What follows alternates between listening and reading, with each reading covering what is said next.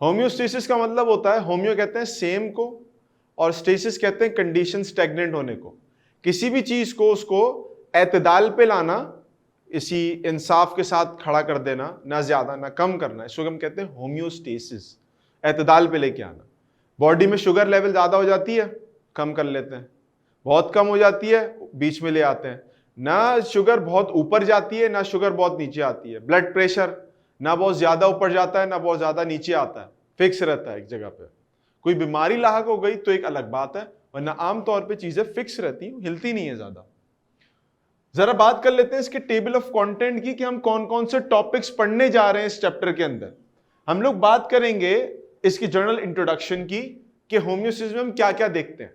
उसके बाद हम बात करेंगे कि प्लांट्स ने, पौधों ने अपने अंदर क्या क्या अडेप्टेशंस की हुई हैं, कि जिसकी बुनियाद पे हमारे पास प्लांट्स में ऑस्मोरेगुलेशन होती है, थर्मल रेगुलेशन होती है और पानी की रेगुलेशन होती है। ये सारी चीजें हम देखेंगे। ऑस्मोरेगुलेशन इन प्लांट्स, ऑस्मोरेगुलेशन का मतलब क्या होता है? ऑस्मोलाइट्स, सॉल्यूट्स, पौधों के अंदर, इंसानों के अंदर, जानवरों के अंदर, सबके अंदर सॉल्ट्स किस तरह से रेगुलेट होते हैं, कि सॉल्ट ज्यादा का होना है, कम का होना है, उसको हम कहते हैं ऑस्मोरेगुलेशन। ऑस्मोरेगुलेशन, तो वही चीज हम लोग एनिमल्स में देखेंगे, ऑस्मोरेगुलेशन, एनिमल्स के अंदर सॉल्ट को रेगुलेट कैसे किया जाता है। तीसरी चीज, ह्यूमंस के अंदर ऑस्मोरेगुलेशन करना है। ऑस्मोरेगुलेशन का मतलब होता है कि ह्यूमंस में किस तरह से रेगुलेट किया जाता है सॉल्ट्स को, पानी को, इसी तरीके से और दूसरे कंपोनेंट्स को। जो कोई कचरा जमा हो गया बॉडी के अंदर, कोई टॉक्सिन कंपाउंड्स है बॉडी के अंदर, उसको कैसे रेगुलेट करेंगे, उसको कैसे लेवल पे लेके आएंगे, बुरी चीजों को कैसे निकालेंगे, अच्छी चीजों को कैसे रोकेंगे। इन तमाम चीजों की लिस्ट को, इस तमाम चीजों को हम लोग देखेंगे आपके पास ऑस्मोरेगुलेशन इन ह्यूमंस के अंदर। फाइनली हमारे पास जो है, चूंकि ऑस्मोरेगुलेशन में हम आमतौर पे पानी के फ्लो को, पानी के फिल्ट्रेशन को, पानी के साफ होने को, ज्यादा कम होने को देख रहे होते हैं ह्यूमंस के अंदर। तो आपको पता है कि पानी से रिलेटेड जो ऑर्गन है हमारी बॉडी का, वो कौन सा है? वो किडनी है। क्या है? किडनी, गुर्दे, आपके 2 गुर्दे आपके, वो पानी की रेगुलेशंस को देख रहे होते हैं कि पानी कितना हो बॉडी में, सॉल्ट्स कितने हो और कौन कौन सी चीजें मौजूद हो, नहीं मौजूद हो। ये तमाम चीजें ऑस्मोरेगुलेशन ह्यूमंस में आती हैं। तो चूंकि इसमें किडनीज भी इन्वॉल्व होती हैं, तो we can focus on disorders of kidney, कि किडनी के क्या क्या मसाइल हमें फेस करने पड़ते हैं। क्या सारे बच्चे मेरे साथ यहां पर मौजूद हैं भाई? क्या सारे बच्चे मेरे साथ मौजूद हैं? मेरी बात समझ पा रहे हैं? Hello, yes, very good. चलो भाई आगे चलते हैं। Let's discuss about the introduction related to osmoregulation, homeostasis. Homeostasis क्या होता है? कहते हैं कि internal condition of an organism is referred to as its internal environment. किसी भी ऑर्गेनिज्म की जो अंदरूनी मामलात होते हैं, उसको हम लोग उसका इंटरनल इन्वायरमेंट कहते हैं। मिसाल के तौर पर पानी कितना है उसके अंदर, मिसाल के तौर पर उसमें नमक वमक कितने होंगे।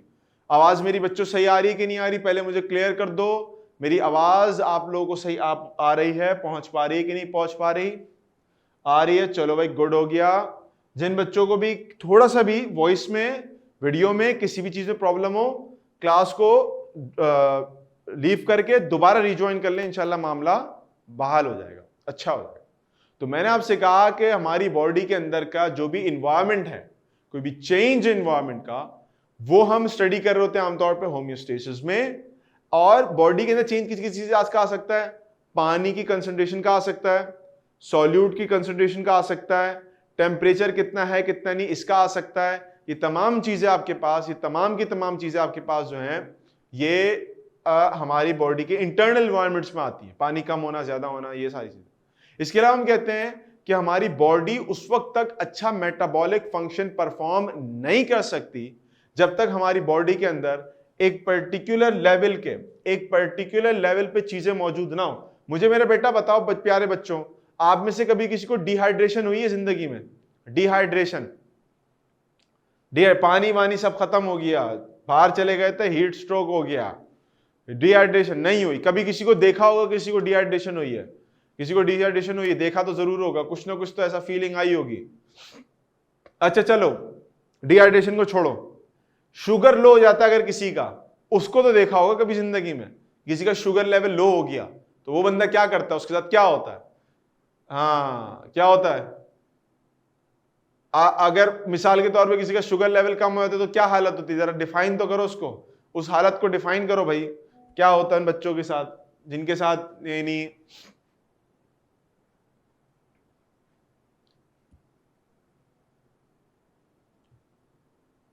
अब वो जो जिस बंदे को शुगर की कमी हो गई है ब्लड के अंदर, शुगर लेवल ड्रॉप कर गया है, वो गशी के दौरे पड़ रहे होते हैं, उसको बेहोश हो रहा होता है, वो गिर रहा होता है एक तरफ, उसे उठा नहीं जा रहा होता है, ठीक है, चक्कर आ रहे होते हैं, उसको दिमाग घूम रहा होता है बिकॉज ऑफ द एब्सेंस और लो रेगुलेशन ऑफ इंसुलिन। इंसुलिन आपके पास ज्यादा काम कर जाती है तो आपके पास अंदर चली लेके चली आती है, बीपी कम हो जाता है, वीकनेस होने लगती है। ये सब क्या है, अंदर की रेगुलेटरी सिस्टम बर्बाद हो गई आपकी, शुगर आपने खाई नहीं, अंदर ब्लड में शुगर का लेवल कम हो गया, जब शुगर का लेवल कम हो गया तो उसका रिजल्ट क्या निकला, उसका रिजल्ट ये निकला कि आप बेहोश होना शुरू हो गए।